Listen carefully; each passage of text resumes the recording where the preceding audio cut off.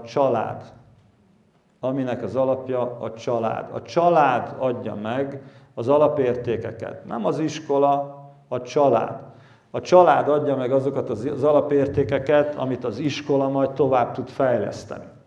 Tehát nagyon összetett a dolog, tehát ne gondolják azt, hogy egy neveletlen hülye gyereket majd az iskola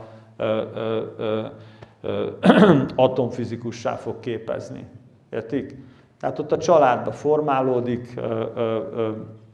formálódik az a gyermek, ott kapja meg az alapértékeket, és amikor iskolába kerül, akkor ott hozzá fogják tudni adni a tudást. Tehát nagyon összetett dolog. A családból indul, és aztán a pedagógiával fejlődik. Egy dologban biztos vagyok, minél kisebb a gyerek, annál magasabban képzett pedagógusokra van szükség. Tehát a legjobban képzett pedagógusokra, a legfelkészültebb szakembereknek az óvodába kell lenni.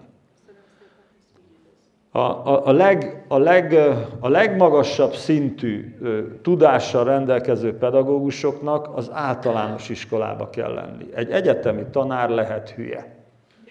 Értik? De ott, amikor pici a gyerek, a legnagyobb hibát ott lehet elkövetni. Az óvodába lehet elkövetni, az általános iskolába lehet elkövetni. Tehát az én fölfogásomban a legmagasabban képzett, legjobban megfizetett szakemberek azok az óvónők, és az általános iskolai pedagógusok lennének. És aztán ahogy haladunk fölfele, amikor a gyerek eléri a lelki érettségét 10 év fölött, ott már lehet szellemileg is terhelni. Addig a lelki megalapozása kell, hogy megtörténjen.